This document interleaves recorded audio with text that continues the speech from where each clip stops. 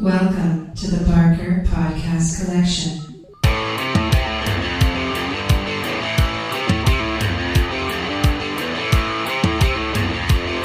I suck, you suck, I suck at Call of Duty.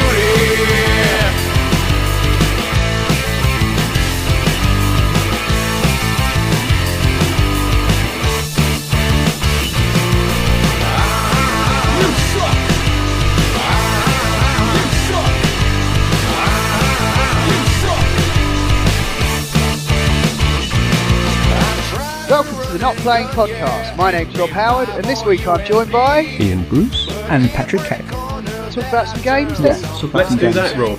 Well, I was going to talk about a game called Mafia 3, but I didn't bother getting it in the end because on all accounts I've heard it sucked balls. I kind of want to get it.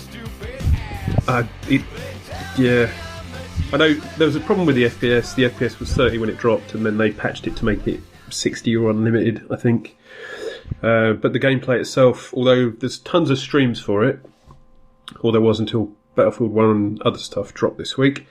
But it looks like the story would be good. It looks like they've taken the second one, which I think all of us quite enjoyed to some extent, and moved that into more of an open world. But it's worth finding there's a couple of videos on YouTube with the bugs. Oh, sweet Jesus, the bugs. There's weird physics shit falling through the world. About. Just some crazy shit. Speculation would be that they pushed out to get it out before Battlefield 1, make some money before everybody's money goes on that, which is about 90 quid if you want that and the premium pack. Yeah, they definitely wanted to get EA. out there in front of. They definitely wanted to get out there in front of the and Gears of War the as well. big hitters. Yeah. Yeah, well, it's that and Gears of War that have been out, which is another game that I haven't played, mostly on account of it being 6 hours long and 50 quid. I have played it because I got a free store. key through work. I played it for about 4 minutes and then uninstalled it. I'm sure if you were never a fan of the originals, were you?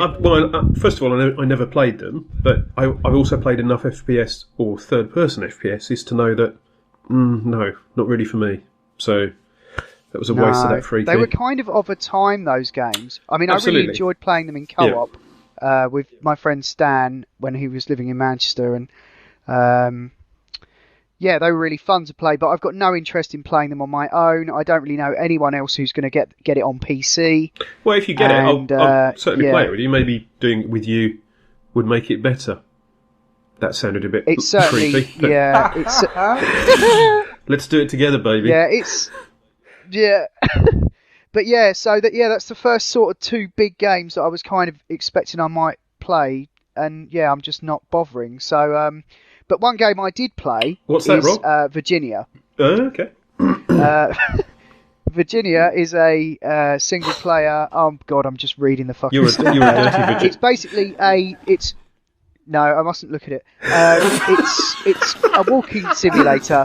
Reading Wikipedia with Rob Howard. No, I just brought up the Steam page to remind myself because it was a few weeks ago.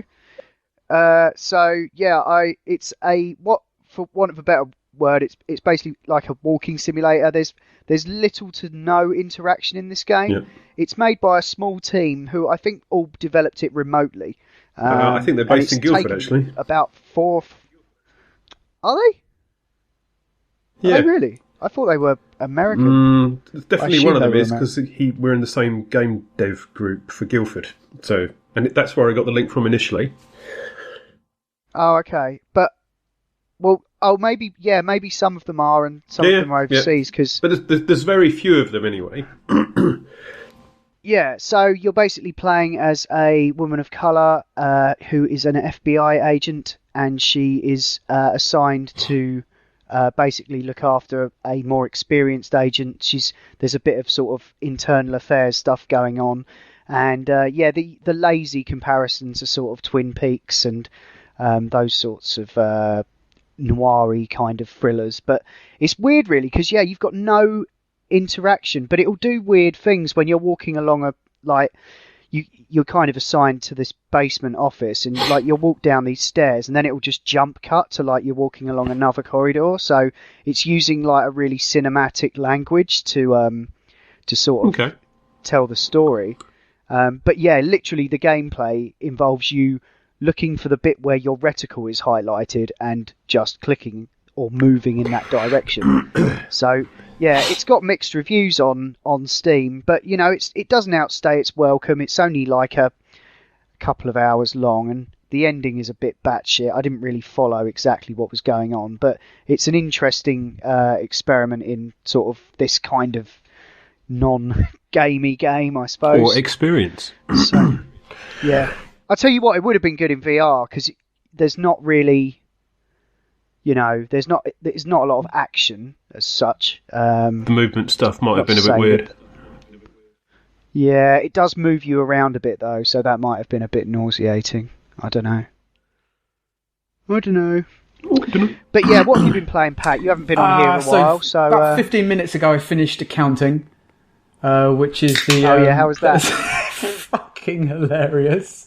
All the way They're through. lunatics, it's very aren't they? short. It's about, I guess, 20 minutes long or something. But it's completely flavoured with like the Rick and Morty style humour, and it's very well sort of made, and yeah, it's just very very funny. But unfortunately, it's one of those things I can't really tell you much about it without completely and utterly spoiling the thing for you. So I can't really talk about that.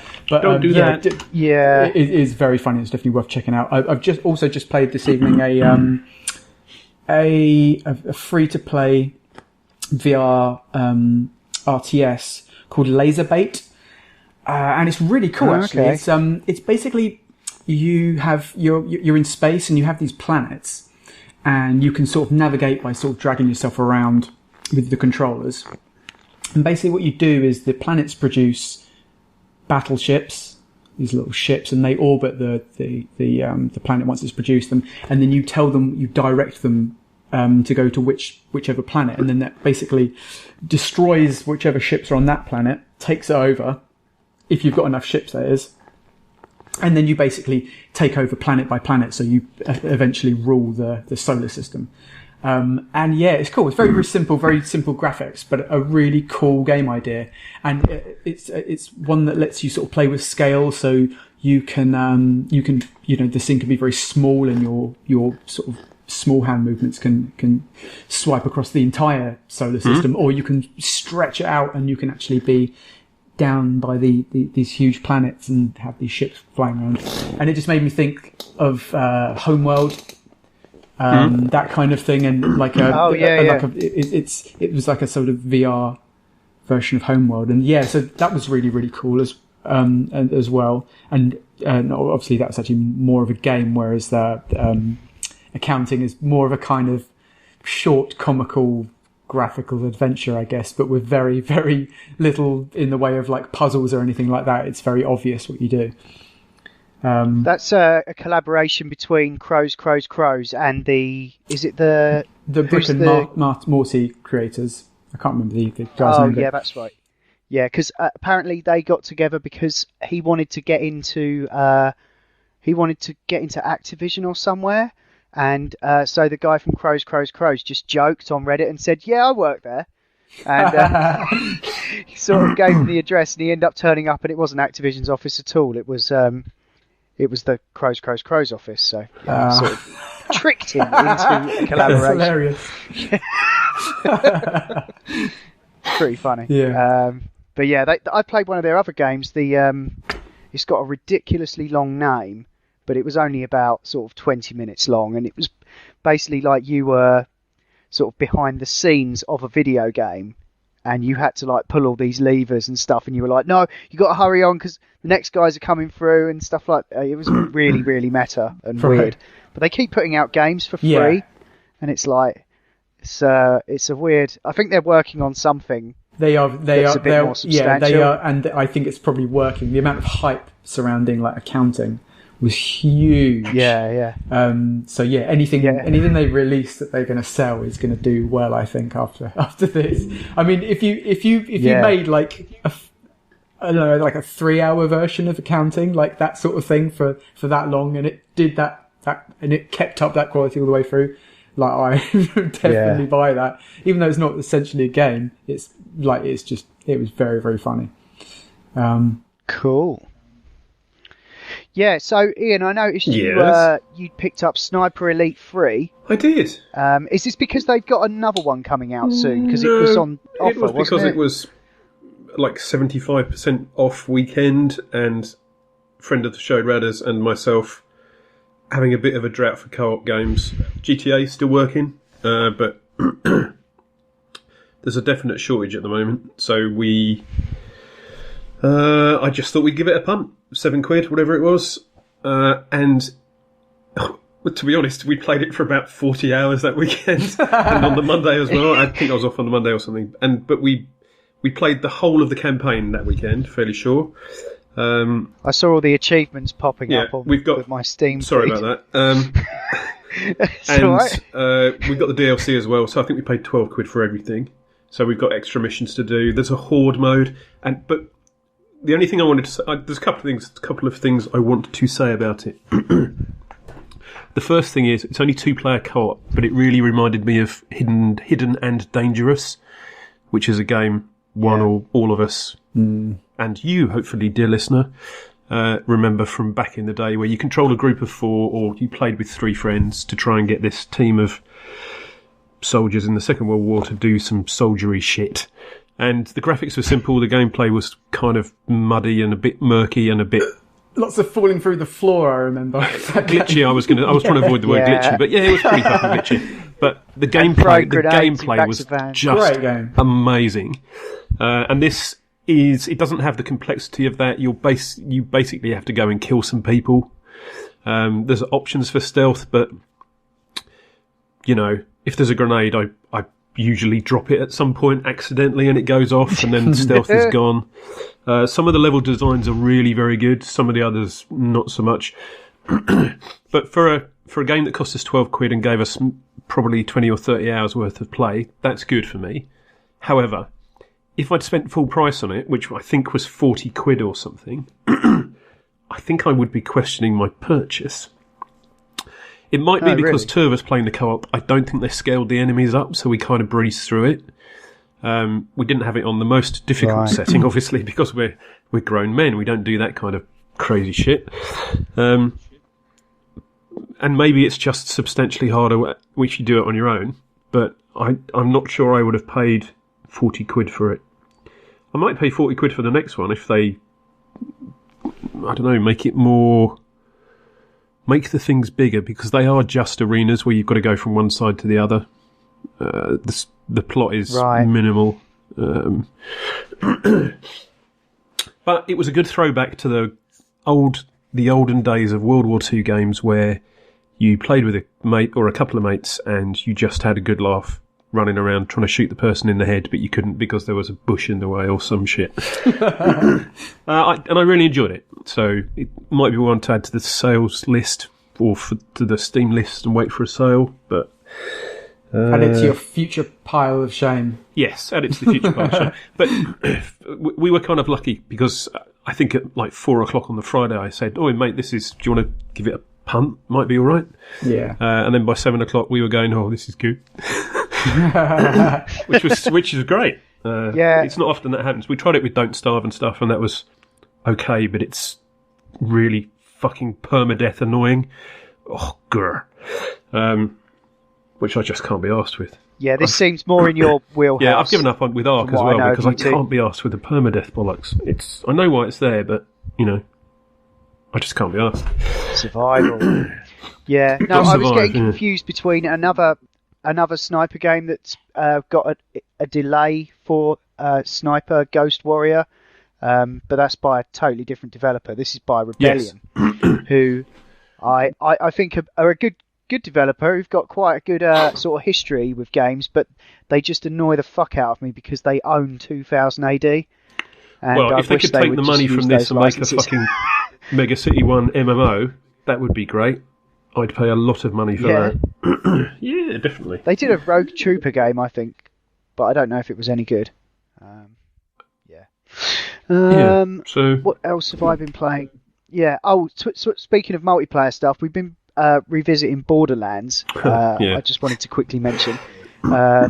It's pretty fun, you know. I mean, I'm really grateful. Basically, Adam, Ian, and Radders, who we've just mentioned, were good enough to basically play through it again, because every time I've tried to play that game, I've never got past the first area.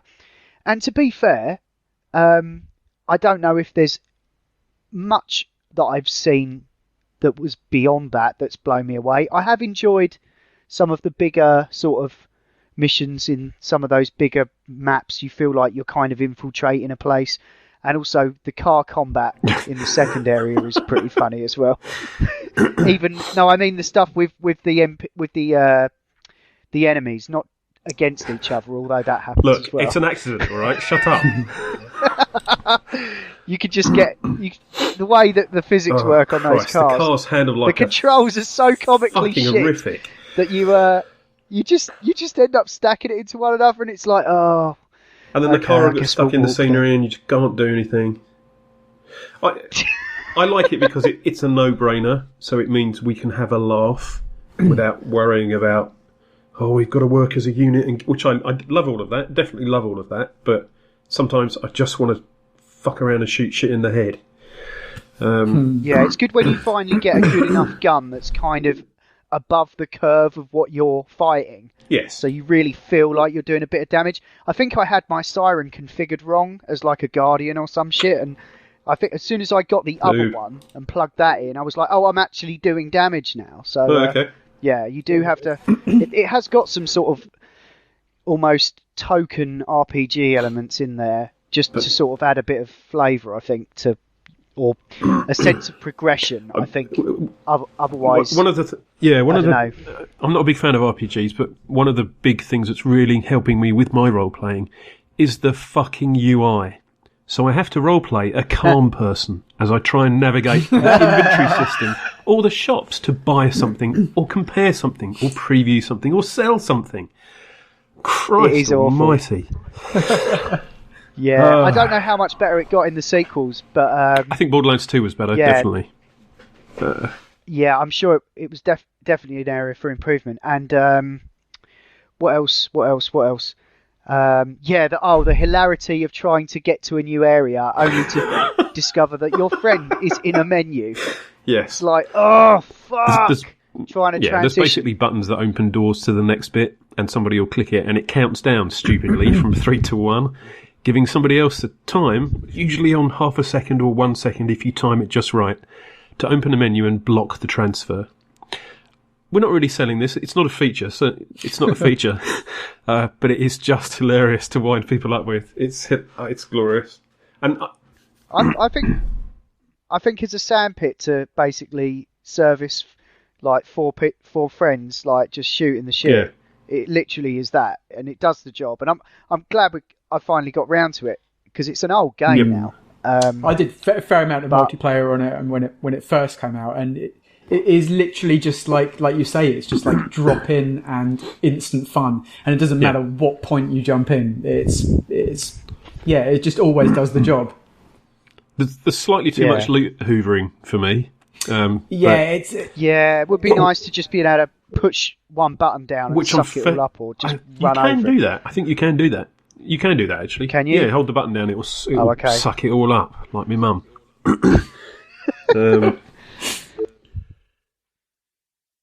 Yeah, they don't really make them like that anymore. Or make games like that we've really had good luck with. So they'll probably make some more of that, though. Yes. I would imagine. There's 2 more games after this one. Maybe Rockstar have got something coming out next year that we might all play together. Oh yeah, which we may have mentioned last week. Or next week. Yeah. Yeah. I just wanted to quickly mention I've been bouncing through a few games on my pile of shame. None of them are really grabbing me massively, so I thought, fuck it. Last night, stuck the Rift on, and I just thought I'll play. I downloaded Esper, the collection of the first 2 games, which are basically Gear VR game, but they're quite good. They're kind of like, it's got a bit of a Portal sort of thing going on. I think I might have talked about it when I tried it at one of the shows I went to. But yeah, they bundled in the first and the second game together now for the same price. So I thought, oh, that's a bit better value for money. It was either that or I was going to do Don't Touch Anything. That looked all right as well. And yeah, so I played a bit of that last night. I don't know how far through it I am, but it's quite fun. It's good as a non-room scale, sat down experience. The only thing that annoys me a bit is that you're moving the block around with your face, basically. And but you can't, because there's no touch controller. You have to use the up and down on the analog stick to move it in and out of, like, in on the Z axis, I suppose. Yep. So it's a little annoying. And so yeah, really pining for touch now. I've just been, after all this first batch of new games coming out, getting pretty slammed in the media and online. I'm kind of feeling my way towards VR a little more now, because I feel like, yeah, maybe I have finally turned that corner where I'm not that excited for anything that's coming out. Maybe Dishonored 2, but all the rest of them just seem like another one. As they have been for years, my friend. Yeah. But I think now that I've got VR, it's taken until now for me to go, but I have this alternative. Yeah. So I think it'll probably really change for you when you've got the controllers for it. Big time. It's like, it's a bit of a shame, but they kind of launched an incomplete product. And like, I think once you've got those in your hands and you can play stuff like raw data and hover junkers and stuff like that, you're gonna be like, I kind of get where Pat's going with this. It's because I'd played like 30 hours of hover junkers and then went and played Mad Max immediately afterwards. That was when I had the aha moment. It was like, no, that's not how you shoot a gun anymore. And that's when I knew that there was no going back. You couldn't put the genie back in the bottle. And it's not a bad thing. There's still like really cool, like non-VR things out there, and still lots of things which are exciting and new and interesting. But there's, when it comes to like some of the like more traditional experiences of things like shooting things and stabbing things, it's definitely found a new playground, and it is VR. Well, I've actually been playing a bunch of new VR things actually. Go on. I've been playing Art of Fight, which is it's like a multiplayer shooter. It's got a very kind of stylized graphic style. It's like kind of black and white with just the color being on the players. Oh, it looks nice. It's cool. It's very kind of Counter-Strikey. You basically have like a shopping system. So you start with a basic pistol and some ammo, and then if you get kills or points from objective stuff, you can upgrade and get higher weapons, or you can kill other players and take their weapons, which is awesome. And you sort of stick the ammo to yourself and sort of run around. However, as cool as it was, I thought it was actually a little too light on content. There was only 2 maps, and they're very short games. And although it wasn't that much money, I thought it was a bit. Oh, it's still. No, well, actually, when I bought it was like 13, but I was still like, it's just not. I know it's meant to be early access, and you're meant to sort of approach these things with an open mind. But the problem is, I've been spoiled by some really good early access recently, so the bar has been set a bit higher. I mean, things like raw data, for example, that just keeps on throwing new content, and it's content like new playable characters, new levels which have like different vibes to them and stuff. So like being spoiled like that, and you see that sort of seeing it at that early stage and it being a little bit too starved of content. So I actually went for a Steam refund. I don't know if either of you guys have used any of this yet. I haven't actually, no. Okay. Was that painless? I did it for Windlands. Because it was the first game that made me feel a bit sick. But I am going to give it another go with the touch. Can I just ask about refunds? Yeah. Is there I know you can't have played the game for more than 2 hours. That's right. But Yeah. Is there a period within which you need to go for the refund?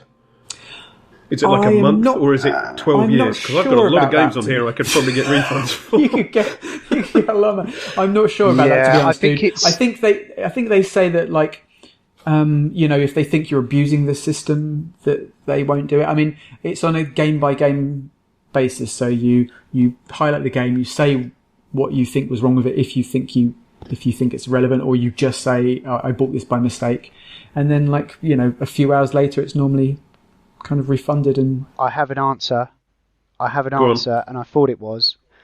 It's within 14 days of purchase and less than 2 hours play. And if you get it as part of a humble bundle, that's not going to be. I don't know if it's quite the same with because they've recently stopped allowing reviews from games bought outside of Steam, but with Steam keys. So I think they can tell. Yeah, I'm pretty sure they when can. It's because you own a game, don't you? So they'll know where the key's come from.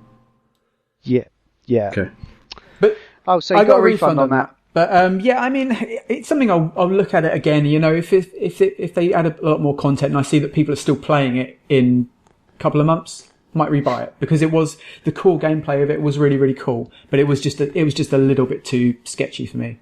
But I did buy another thing which is fucking awesome, and it's called Onward. Right. And Onward is again a bit kind of Counter-Strikey, but it's it's a military sim, basically. It's a very realistic military sim. You've got kind of realistic movement, realistic gun recoil. You have to properly reload the guns and stuff. The kind of the mechanics of, like, reloading and stuff like that are absolutely, like, spot on. It feels really, really good. You have like a PDA that you can pull out from behind your back, and that shows you where the objectives are, and it all just feels like super, super immersive. If you reach onto your left shoulder and you press your trigger button, that's your walkie-talkie to your other team members. Nice. And it does a little before you and it just feels so good. I mean, I'm not really normally into, like, kind of military games, and so it's not normally my cup of tea, this sort of thing, but it's so well done, and like, the immersion is the thing about this game. So you have to communicate. It's one of those games, if you don't communicate, your team will just get fucking annihilated. Yep. It's quite realistic. You can't just spray and pray. And if you run out into the middle of the map in the first few minutes, you're just going to get annihilated immediately. I've died so many times in this game, and then you have to wait for sort of 5 minutes while you watch your other team members get killed as well, or whatever. But it's fucking awesome. There's loads of maps. There's like a nighttime one which I think is on a ship. There's a like a Middle Eastern one in a bombed village. It's got loads of hills and lots of tanks and things that you can hide behind, and some towers and lots of buildings and stuff that you can sneak inside and poke your head out the window and take some sniper shots and stuff. There's like a sort of like a ruined city, like a city that's been bombed, and it's got, like, crashed planes and stuff in it, and loads of sort of rubble and stuff that you can crawl behind. And the newest one, which is really cool, is a subway, and you sort of start off in kind of like Chinatown and go down into the subway, and then you meet the other team in the middle, and it's fucking awesome. Just these really cool firefights, and the fact that it's so hard and the fact you can die so easily is what makes it so fun, because it makes you, like, really role play the kind of soldier role, which is the golden ticket, really. So, like, I'll give you an example of something that happened in, like, the first couple of evenings with me playing it. So we're playing the city. So it's lots of roads, lots of, like, crashed tanks and planes, and like ruined flats, and piles of rubble and stuff. And so we head out, and I throw down a smoke grenade so that we can cross the road without getting sniped, because you get killed really soon in some of the levels if you're not careful. So we crawl across, and then I've got this other team member that's following me on my left hand side, and we're crawling down looking for looking for like eye contact on the enemy. I spot one of them coming around a flat, probably about, I don't know, like 30, 40 meters away. So it's quite far away, and I'm not really within range to take a shot yet. But I signal to the other guy, verbally, quietly, because they can hear if you're too close. And then hand signal, so doing all this bullshit hand signals, like you know, as you see in all the action films, swinging your fingers about and stuff. Yeah. But it works perfectly, and that's the idea. So we're both cooling down, and then we get our guns out, and we both starts to take shots, and bam, straight away, my other team member headshot, slumped to the ground. He's just gone from standing up to slump to the ground. I'm like, shit. And the enemy's still firing away. And I'm crawling around this block of flats, this bombed block of flats. I'm crawling around. And at this point, I'm on the floor of my living room, pressing the crawl button on the controller, but also physically crawling away while bullets are fucking hitting the floor either side of me. And I know that only one of them will completely end the game for me. So I'm like, fuck! It's so good. So yeah, there's loads of like moments like that. Loads of moments where you accidentally blow up all your team members, but with a grenade. Yeah. All sorts of like hilarious stuff like that. But just if you're into guns and if you're into shooting games, like this is your killer app. Like, and I've seen a ton of people say that on Steam reviews, like, this is my killer app. It's not the killer app, but it's the one that where you, like, if you play Call of Duty, and, you know, like the hugest amount of gamers play Call of Duty, you put them in this experience, their jaws would drop and they would love it. They would instantly love it. Even though it's like a very different thing, it's a very realistic thing. Like, if you're into that experience of being a soldier, no matter how abstract it is in Call of Duty, you would like, it will blow your fucking balls off. Can I ask a question about that? Yeah. In games like Arma 3 and Rising Storm, which are... Arma 3 especially is a mil sim, so it's not Call of Duty, but sometimes when there's discounts on the game, or when there were discounts on the previous game, you would get people who play Call of Duty think, oh wow, that map's enormous, look at all the guns and shit, and come in and then try and play it like Call of Duty, and they last about 20 minutes. I tried that. Yeah, so you mentioned that you suggested that if you're a fan of Call of Duty, this would be a great game for you. Yeah. Have you had milsim? Do you play with milsim people, or is it what casual gamers like Call of Duty players? It's both. Both. Okay. But the milsim ones are the good ones. Yeah. The milsim ones are the ones. It's the ones who know the names of the guns that are good. Yes. And the hand surprise, signals. surprise, the Americans are the best at this game by far. They are. The Americans always win this game. Yes. And every single time. It can be good fun to play on because Squad is a good game like that. It's like that without the VR, where you have to do hand signals and work as a unit and stuff. But to be led by a squad leader who is an American is just, that's good. Or when you're on the Russians, to be led by a Russian player. Oh, that's good. Yeah, you do feel immediately a lot safer. So my specific question was, do the Call of Duty players hang around? Do they pick it up? Do they adapt? Or do they do what they do in every other game and go, I'll just play it like Call of Duty? And they're always the ones who run out of cover and just get shot immediately and go, oh, fucking hell, respawn time is shit. I haven't seen any of that. I guess people know. I guess people pretty went into it knowing it was quite a realistic and hard game. I guess. I don't think there's any sort of surprises there. But it's.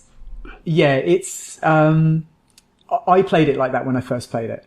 I just run out with my fucking automated machine gun or whatever it is, massive thing, and just everywhere, and just you get popped off really quickly to do that. It's all about kind of crawling around, finding cover, being super hyper aware of the map and where where the enemies are coming from.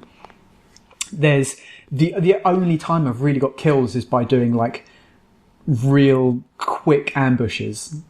I think most of my kills in this game have been lucky quick ambushes where I've just caught them off guard. But most of the time it's me being caught off guard. But yeah, it's a lot of fun. And like I said, this is not my normal sort of thing. I don't really play Arma or anything like that. And I'm not really Cool. that Well, it's into good that sort the of hardware is shooting getting stuff, you into but things that you wouldn't do. That's yeah, good. definitely. Sounds essential for if you've got a Vive. Yeah, I would say if you've got a Vive and you don't have an aversion to violence, buy this game. Absolutely. Yeah. Good review. Cool. And it's also got knives. We've had knife fights in the middle of Iraq or somewhere, wherever it's meant to be, and you just run into the middle with your knives out, and you just try and stab each other. It's hilarious. This, by the way, I didn't mention. This has a unique, or fairly unique form of locomotion in that it doesn't have teleporting. You actually move around by a trackpad, Right. and very, very, very few reports of sim sickness. You have a simulated body in it, and your gun takes up a fair amount of the view. And I think there's fairly clever design work with regards to like the texturing of the maps, but no sickness. And also there's no Cool. acceleration with the movement, which is probably the biggest thing. But yeah, basically it means that players are actually moving around the map, not teleporting around the map. That's an important part of the game. I thought I should mention. Well, Oh, so you are moving. There's with no teleportation the in this stick. Right. Okay. Oh, right. That's interesting. Because I just assumed that was the way. Yeah, it I worked. just remembered at the end that's I'd forgotten to mention it. It's just on the left trackpad, and you walk by pressing it normally, or when you double click it, that starts your running. Oh, okay. But yeah, like it's very comfortable. Interesting. It doesn't allow you to do anything uncomfortable. I guess Yeah. No, that sounds good. Right. I didn't really have any other games. I'm downloading Eagle Flight, so I'll be talking about that cool. next time with Marcus, who I think has been playing it on the PlayStation VR. no, That's- But yeah, I don't know what it it's was. doing well, that PlayStation VR. I was going to mention, like, you look on the subreddit, there's a bunch of just really happy yeah. gamers. People at work have got it, and they love it. They really like how it feels and plays and stuff. I think, as I always thought, I think there's been a bit more thought gone into some of the software, as in it's approachable. They've used some well-known franchises. What was Jeff Canata was going on about something. The Batman game Yeah. apparently is amazing. Until Dawn It's version way too VR is short. pretty good, I think. Yeah, I've heard that's Thumper good. is the one I've got my eye on, because it's actually on PC as well, but they haven't added VR support yet. But I'm going to buy that as soon as they do. Okay. Thumper, Cool. Are they doing it for Oculus? yeah, I think so, because it must be, because it doesn't use motion controllers. It's just a gamepad. Okay. Well, we'll be there soon. Yeah, Cool. but it looks All right, crazy. Have you seen Thumper? I've been hearing things So about it. it's a music game. They describe it as like music violence or something like, or rhythm violence. But basically, you're going down this kind of Rhythm hell. psychedelic tunnel in this kind of weird bean-shaped pod, and it's all kind of swirling, and it basically looks like a DMT trip. And there's like all these weird like monsters and stuff that appear, like sort of like nightmarish kind of imagery and stuff. It looks the bollocks. I can't wait, but it doesn't have VR support for PC yet. But I think that they said they're adding it by the end of the year. So That looks like a fantastic game idea. God damn it. God damn it. Just these Space Invaders in front of you. yeah, Just I did as- think that actually. Did you want to say anything, Pat? Like, you're not going to be around for a while now. No, I'm gonna You've got some other things going on. going hiding in a cave for a few months and working on some game projects and non-gaming VR projects. So I'm going to be growing a Busy boy. beard for a bit, but I'll pop back at some point in the future to talk about something weird that I've tried, I'm sure. Or sell got your done. game. Yeah, come back and sell your game. Or mate. come back and just use you for free marketing. Because we have a wide audience. You'll definitely reach at least one person. Yeah, at least one person, and that Yeah. person probably won't have the hardware. And that'll be Animal Radders. So it's... So you won't hear me blathering on about VR stuff, and and crawling around in my living room floor for a little bit. But we will I hear you will in be our back at some hearts, point. Pet. Always and always forever. be Have here. you Yes.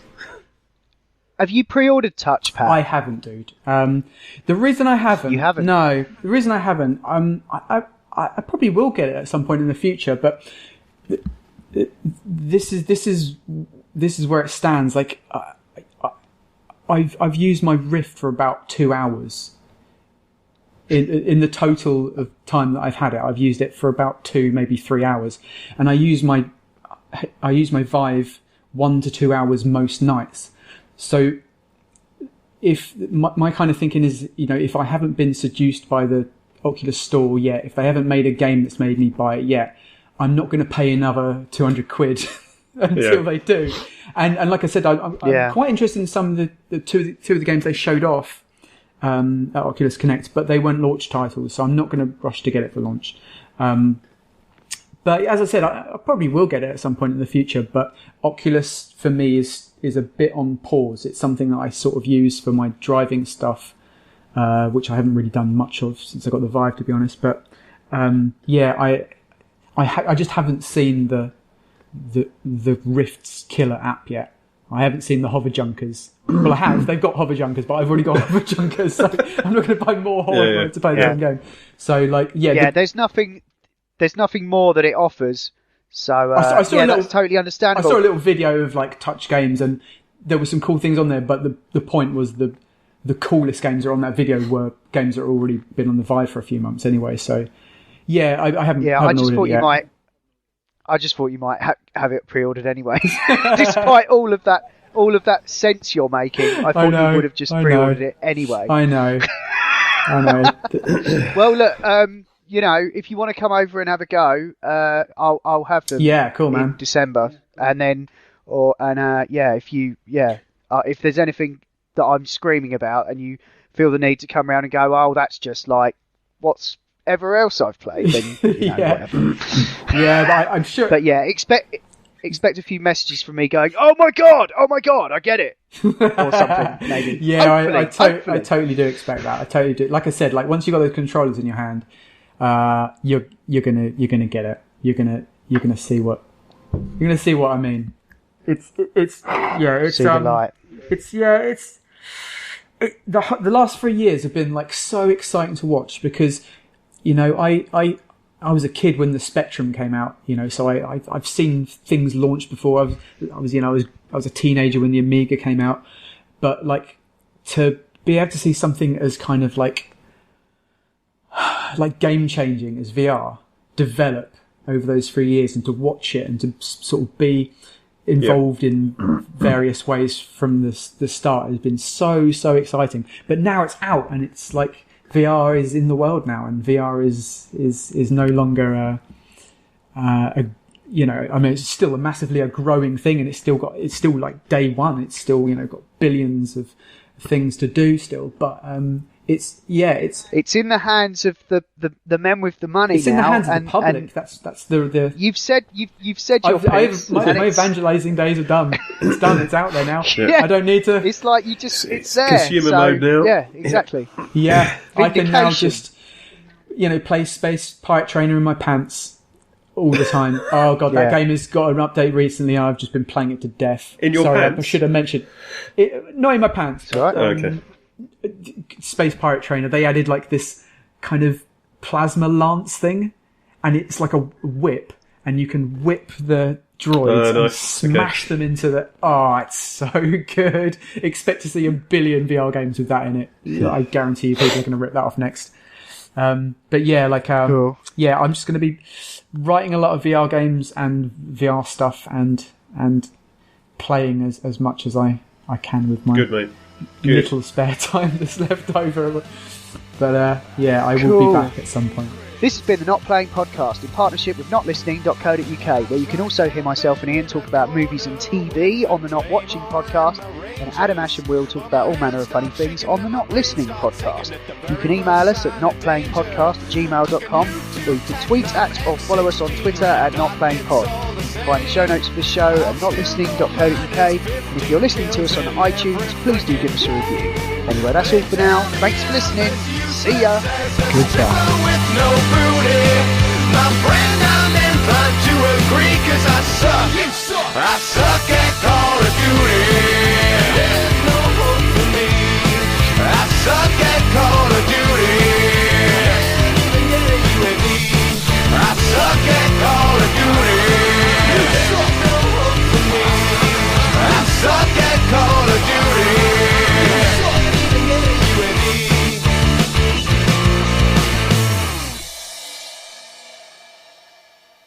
I have an interesting locomotion method that I will have to tell you when I'm not being recorded that I saw Secret somewhere. sauce. Secret It is sauce. secret sauce, and it was the best locomotion method I have ever seen for a Vive game. Really?